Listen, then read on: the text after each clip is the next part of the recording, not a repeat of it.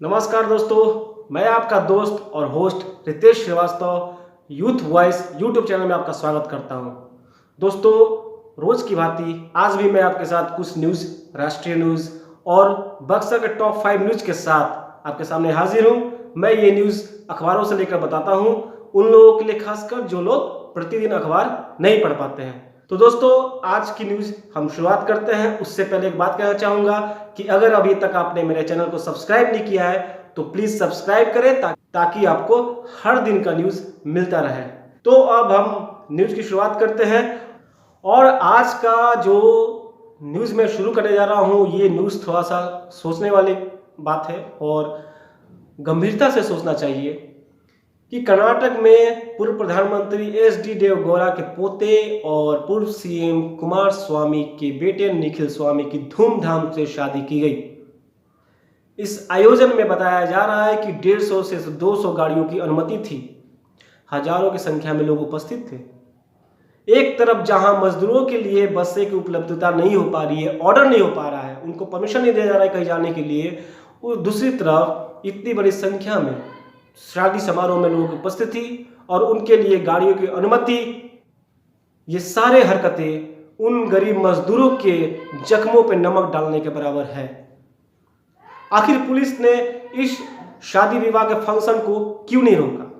वह पुलिस जो पुलिस हमेशा कहती है कि तोड़ देंगे शरीर का कोना कोना, नहीं होने देंगे तुमको कोरोना।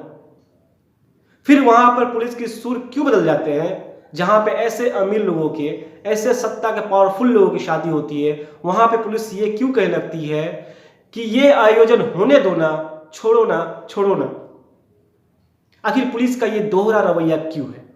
पुलिस ही छोड़िए, जिस राज्य में ये आयोजन हुआ उस राज्य की सरकार ने कार्रवाई क्यों नहीं किया? अगर वो राज्य सरकार कार्रवाई नहीं करता तो केंद्र सरकार ने कार्रवाई क्यों नहीं किया? क्या उन पर कार्रवाई नहीं होना चाहिए? अगर मुंबई, दिल्ली और गुजरात में मजदूरों पर लाठीचार्ज हो सकती है तो ऐसे भीड़ पे लाठीचार्ज क्यों नहीं हो सकती? क्या लाठियां खाने के लिए या फिर इस देश में जो भी कानून लागू हो, नोटबंदी हो या लॉकडाउन, इन सारे कानूनों का पालन करने की जिम्मेदारी इस देश के गरीब मजदूरों के कंधे पर है? क्या उन्हीं से ये मजबूती से, सख्ती से पालन करवाना जरूरी है, बाकी सबको छूट है? आखिर ये किस प्रकार के जमाती लोग हैं? इनको किस संज्ञा से नवाजा जाए? मरकज में मेरे लोगों को जमाती की संज्ञा से नवाजा गया, इन लोगों को किस संज्ञा से नवाजा जाए? एक तरफ शादी का आयोजन, दूसरे तरफ सिद्ध लिंगेश्वर मेले में हजारों की संख्या में लोग उपस्थित हुए, उनको किस जमाती की संज्ञा से नवाजा जाए? आखिर किस हिम्मत, कौन हिम्मत दे रहा है उनको इस तरह के आयोजन करने का? कौन सा पावर दे रहा है उन लोगों को ऐसा आयोजन करने का? सभी मजदूरों को डर है लाठियों का, अपने घर में बैठे हुए, उनके पास खाना हो या ना हो, उनके पास राशन हो या ना हो, वो अपने परिवार से दूर अकेले हैं लेकिन घर में बैठे हुए हैं, सरकार के दिए हुए दिशा निर्देशों का पालन कर रहे हैं, लेकिन ये लोग सरकार के नियमों का धज्जियां उड़ा रहे हैं और सरकार खामोश बैठी है।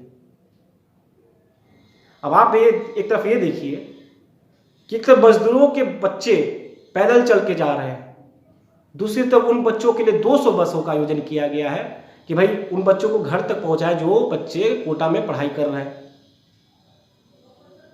मजदूरों को पैदल चलने के लिए छोड़ा जा रहा है, वो अपने बच्चों को पीठ पे, कंधे पे लेके जा रहे हैं क्योंकि वो गरीब के बच्चे हैं।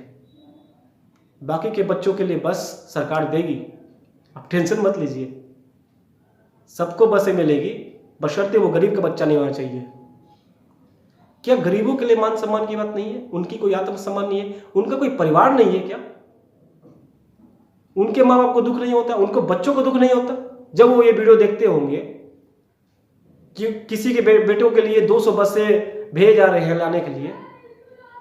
तो क्या उनको दुख नहीं होता कि मेरे बच्चे दिल्ली में फंसे हुए हैं और मेरे बच्चों के लिए कोई साधन कोई मुहैया नहीं करवाया जा रहा है, कोई राशन तक नहीं दिया जा रहा है? उनके माँ बाप नहीं रोते होंगे?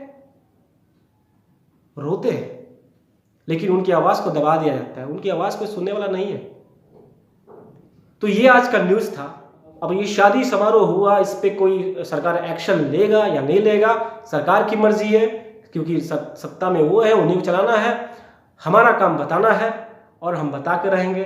क्योंकि खामोश रहना हमें आता नहीं। और अब चलते हम लोग बक्सर के टॉप 5 न्यूज़ पे। तो पहला न्यूज़ है बक्सर का, शराब की खेप पकड़ने गई पुलिस पर हमला हुआ। जी हां, अरियाव गांव में सूचना मिला कि मुसहर टोली में शराब बनाने का काम चल रहा है। इस सूचना के आधार पर पुलिस की टीम जब गई वहां पर तो उन पे गांव वालों ने हमला कर दिया। अब हमले में 2 पुलिस वाले, 2 होमगार्ड के जवान जख्मी भी हो गए, जिन्हें इलाज के लिए हॉस्पिटल में भर्ती किया गया।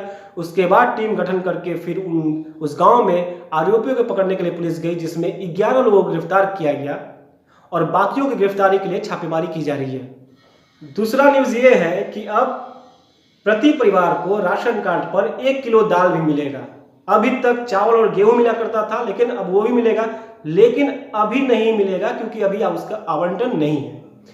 आपूर्ति पदाधिकारी ने बताया है कि ये आवंटन भी शीघ्र हो जाएगा, फिर दाल भी चावल और गेहूं के साथ दिया जाएगा। अभी सिर्फ चावल और गेहूं दिया जा रहा है, तो बक्सर की जनता अभी कुछ इंतजार करे, अभी दाल आने में देरी है। अब तीसरा न्यूज़ है कि बक्सर से बाहर से आने वाले लोगों का डाटाबेस तैयार करेंगे आशा कर्मी। बक्सर जिले में जब से कोरोना मरीज मिले हैं तब से स्वास्थ्य विभाग बहुत ही अलर्ट है और इसी के लिए उन्होंने ये आशा कर्मियों को आदेश दिया है कि बक्सर से बाहर जो भी आ रहे हैं उनको पहचान कर उनका एक डाटाबेस तैयार किया जाए। साथ ही आशा कर्मी अपने क्षेत्र के महत्वपूर्ण सूचनाओं को स्वास्थ्य विभाग से शेयर भी करेंगे। तो ये महत्वपूर्ण काम दिया गया है आशा कर्मियों को, जो संसाधन के अभाव में भी अपने कामों को बखूबी अंजाम दे रहे हैं। और जो बक्सर का चौथा न्यूज़ है अखबारों के माध्यम से, वो है कि अब घर तक पहुंचेगी सब्जी और फल। बक्सर में संक्रमण को रोका जा सके, इसके लिए भीड़ को नियंत्रित करने के लिए बक्सर एसडीएम कृष्ण कुमार उपाध्याय जी ने ये निर्देश दिया है कि अब सब्जी और फल घर घर तक पहुंचाया जाए।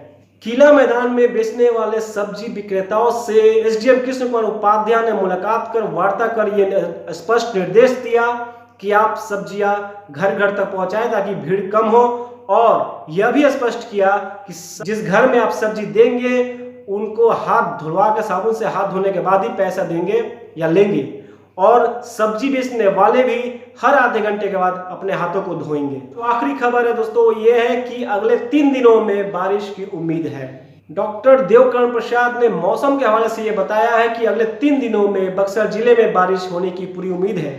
बारिश की गतिविधियां अलग अलग स्थानों में अलग अलग समय पर देखने को मिलेगा। इसलिए उन्होंने किसानों को ये सलाह दिया है कि कृषि का जो कार्य, खेती का काम जो है वो हवा, तापमान और वर्षा को ध्यान में रखते हुए करेंगे।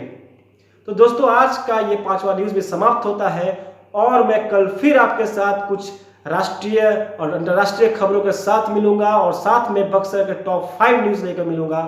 तब तक के लिए घर में रहें, सुरक्षित रहें। जय हिंद, नमस्कार।